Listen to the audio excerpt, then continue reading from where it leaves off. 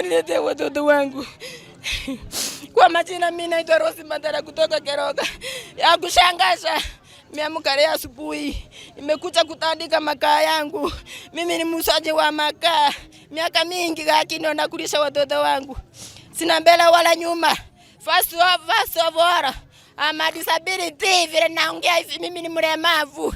Wamechoma makaa yangu kunyakata. Sina hata pesa ya kuweka kwa store. Hapa ndio naweka kwa machungwa. Alafu watu wakakuja usiku walitoka Nyamira. Wamechoma makaa. Hapo ndio maisha. Watoto wangu ndio wanakula hapa. Sina kitu yenye tabia watoto. Sasa nasanga nitatandika nini? Leo nachukua watoto wangu wapi? Nauliza. Saunga. I was an aspirant of Women Rep Kisii County. Lakini vitu yenye imefanyika Keroka, the two commissioners who have attended today, sijui kwa nini hizi masiku zingine hatujawahi kuwaona. Leo wacha tushukuru Mungu kwa sababu mmekuja after wamama wetu wamechomewa. Hiyo sijui kama mtatueleza vipi, lakini ni sawa tu. Sasa kitu yenye ninapenda kuwaomba, wamama sana sana ndio wamepiwa kwa isoko. Hata kuna wakati niliongelesha hawa ma DCC. I remember very well, the DCC of Masawa South responded nicely with the decorum. Lakini DCC wa Masawa North alikuwa like adamant. Ako ni kama anaona yeye is above everything. Nilijaribu kumwambia madam, kama kuna kesi ya mpaka na kadhalika, we are in a devolved government. So kitu tufanye, wacha governors waongelelea wananchi kwa sababu hawa ni wafanyabiashara wako kwa hii town ya Keroka. Hakuna haja ya kuwasumbua kwa sababu kila kitu wanapata kutoka hapa sokoni. Wamama wengi ni single mothers. Wazee wengi ni single fathers. Wengine wako na watoto shule, hapa ndio wanatoa school fees, wanalipia watoto wao shule. Nikamwambia madam, wewe uko kwa payroll. Can we talk this thing amicably ndio tusaidie wananchi? Jameni, ninaweza omba hivi. Kama leo asubuhi nilipigia hospitali wa Masawa South. Ukweli alisema hii kitu nimejaribu kuongeleza my counterpart. Anajaribu kumuignore. Wacha tuseme ukweli our county commissioners. Tafadhali hii kitu sio kitu inaonekana ya kuwa ni wananchi wanapigana. Iko na uchochezi wa siasa katikati. So kitu tungeomba kama wananchi, tafadhali, Bwana Commissioner, patia askari hospitali askari. Akuwe tayari kama kuna watu wenye wamerogwa akili wanakimbia kuja kuharibu vitu za wananchi Keroka town, naye anakuwa na askari wa kumleta huku. Patia OCS waramasha askari kwa sababu nilimwangalia asubuhi. Bwana OCS umechua Keroka wananchi wamechomewa vitu zao. Aliniambia achui ati sichasaviwa na hiyo stay order. Nikamuuliza sio wewe ulikuwa served. Kuna wale walikuwa supposed to be served. Wewe kitu unafaa kufanya ni kupeana security. Kusema ukweli, na ninawaambia mkiwa mbele yangu, the two commissioners, mumekuwa mkiwa ni kama mmetuassume sana. Mmetuassume sana as if we are not legitimate citizens of Kenya. Kitu tunawaomba ni hii, chief wa hii location ambayo ni Madam Moige. Mimi nilimpata nikamfikia nikamuuliza kwa nini chifu umekuwa na uoga hivi. Aliniambia siku yenye ingine alifukuzwa hapa kama umbwa. Na ni chifu ambaye ako na mamlaka ya kuongea. Mbona yule chifu mwingine wa Theater side ambaye ni Ken Ndege, yeye ako na mamlaka na chifu hapa side ya kwetu hana mamlaka, ama ni fira ako mwanamke? Sasa tunataka Bwana Commissioner ufanye hivi. Leo umekuja na mimi ni mwanamke na kuongelesha. Wanawake wameteseka. Tunataka security peke yake. Security mpaka kesi kotini iishe. Na vile order ya stay imesema, ipaki hivyo mpaka amani ikue, tukue na amani, turale kwa usalama kwa sababu hatulali. Tunalala tukiota vitu zetu sokoni. So tunatamani mkuja kama ni kuwaosi tuwaosi hapa.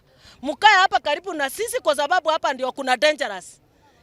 Mkae hapa commissioner, mkae hapa muweke kambu mpaka amani ipatikane. Na tunaomba hivi, wale wamama walichomewa asubuhi nilikuja hapa. Nikawaambia endeni polisi pale juu mpige ripoti. Wakasema kuna polisi walikuwa hapa, walikuwa wanachunga vile kulikuwa kuna chomeka. Naomba msaidia hao wamama waende huko polisi, wasaidiwe kuandika OP. Ni kama wanaogopa kwenda kuweka OP. Kwa sababu wanajua hawana mahali wanaweza enda waripoti kesi zao. Tafadhali muwasaidie. Asanteni. Vile mlikuwa mnapita hapa, tulikuwa tunaulizana jambo moja. Unapita hapa Nyaribari, chifu mwenye ako mbele ni wa Nyamira ndiye anawaonyesha hapa kwetu. Na sisi hapa tuko na chifu, na chifu nyinyi ndio mmempa kazi. Tuko na assistant chief, nyinyi mmempa kazi. Hatuwaoni hata ukiuliza wako wapi?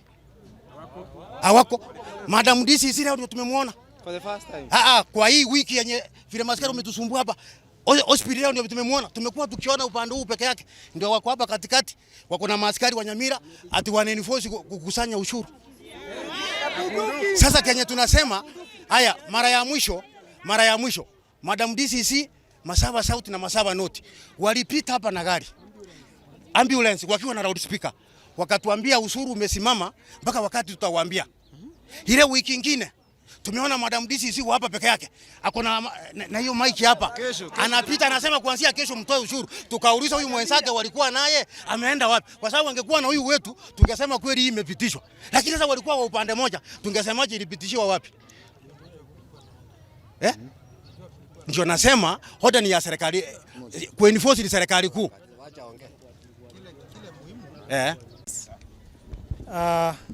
Viongozi wenye wako hapa wa soko hii, wananchi pamoja na wafanyabiashara ambao mko hapa na wafanyikazi wa serikali, ya mjambo. Ningetaka tuelewane from the start. Tumekuja hapa kama serikali na tumekuja kushughulikia mambo yenu. Kwa hivyo ni vizuri mtupatie nafasi tufanye nini? Tufanye yale yalituleta hapa. Tunaelewana? Kile kimetuleta ni huduma. Mambo ya mipaka mnajua wale wako nayo. Na wataamuliwa, si walienda kotini? Jameni, si wako kotini? Si taamuliwa huko? Tusirudishiane maneno hapa kwa sababu ya mipaka. Tumeletwa hapa na kuchomaji, uvunjaji wa sheria. Mnaelewa hivyo? Kwa hivyo vile tuko hapa, mimi na ndugu yangu hapa wa Kisii hatujui mipaka. Tunajua huduma. Kwa sababu kesho yeye anaweza kuwa Nyamira na mimi niwe Kisii. Kwa hivyo usiniangalie ukaona kama ni mtu wa Nyamira, mimi siko permanent huko. Huyo unasema ndizi si wako, si permanent. Tulikutana naye Nakuru.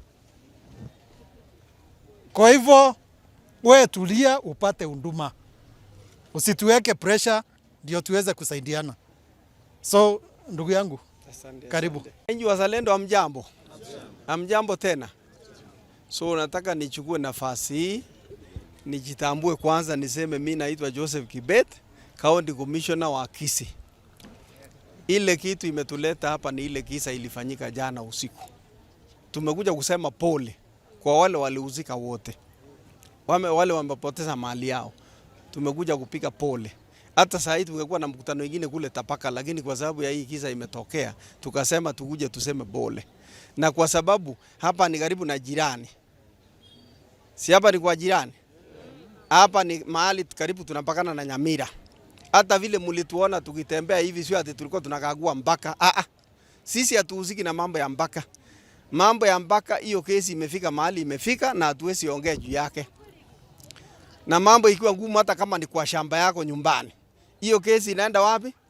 Tukishindwa kutatua inaenda kotini. Na ile koti inaenda ni kotini ya Environment and Land Court. So mahali hiyo kesi imefika, sisi tunangojea uamuzi ya ile kitengo ya serikali. Mnasikianga serikali ni mkono mrefu. So tunangojea wakituambia sasa uamuzi ni bas, tunafuata hivyo. Lakini ile kitu imetuleta hapa ya muhimu zaidi ni kusema pole kwa wale ambao na kuwaomba muishi kwa amani. Hapa Keroka town ni town ya kila mtu. Si ni town ya kila mtu? Watu ni mchanganyiko. Na kama ni Mugizia anatoka clan tofauti tofauti, si ndio? So hatuwezi sema ati kuna watu wanajishikilia kwamba hapa ni kwetu. Mambo ya kwetu iliisha wakati hapa iliwekwa kama town. Hata zamani kwa ile sheria zamani hapa ilikuwa hapa nama ilikuwa nini chief? Town council. So ikiwa town council, mjue hata sheria ya Kenya, hata katiba ya Kenya sasa inaruhusu kila mtu afanye biashara mahali anataka na aishi mahali anataka, si ndio? So hatuwezi tukasema ati hapa ni kwetu ama hapa ni kwa ukoo yetu. Ni ya kila mtu. Tunawaomba muishi kwa amani. So tumekuja hapa kama wafanyikazi wenu, kama wafanyikazi wa serikali, tuwasaidie kwa ile shida mko nayo. Na tunawaomba mkae kwa amani. Siku ile hiyo kesi itaamuliwa, basi tutakuja kujua mpaka sasa ni hapa. Wale wanahusika na mambo ya kusanya kodi, basi watajua mwelekeo. Lakini kwa sasa hatuwezi ongea. Hatutaki tukitoka hapa inasemekana ati county commissioners wameamua mpaka ni hapa. Sisi hatuhusiki na hiyo. Tunaelewana? Hatuhusiki na hiyo. Tumekuja tu kupiga pole zetu kwa sababu tunajua mmepoteza mali na nyinyi wote ni wananchi wetu. Sisi ni majirani. Nyamira na Kisii ni jirani. Na vile ndugu yangu amesema, kesho naweza patikana nikiwa Nyamira na yeye anaweza patikana akiwa Kisii.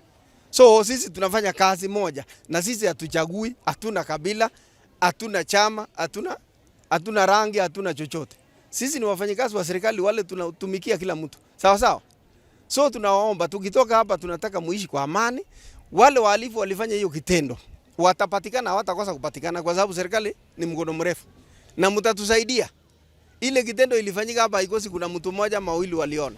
So mtatusaidia, mtasaidia maafisa wetu wa usalama wale wanategua hiyo kitendawili. Sawa sawa? So hatutaki kuwapotezea wakati, tunataka mrudi kwa biashara na mrudi mfanye biashara kwa amani. Sawa sawa? Asanteni na mubarikiwe. So mambo ya mpaka nataka mrudi manyumbani mkijua mpaka inatatuliwa na ile kitengo ya serikali inahusika. Sawa sawa? Nao ndio watatupea mwelekeo. Yetu ni kutekeleza wajibu kulingana na sheria. Sawa? Tumesimama wanawake kitete tunajisaidia. Mbona watu wanatoka ile side nyingine wanakuja kutuhatalisha maisha yetu? Tunaamka asubuhi hatupati chochote. MP mahali huko tunaomba uamke utoke kwa blanketi. Njoo uandamane na sisi. Utusaidie. Sisi ni wanawake. Isitoshe sisi ni kama wachane. Tumepepa loan. Kesho kuto tutawekwa ndani. Tutasimamia wapi? For the next 5 years inaisha. Mnatuhitaji tukuje kusimama kupiga kura. Tutapiga kura wakati watoto wetu wako nje.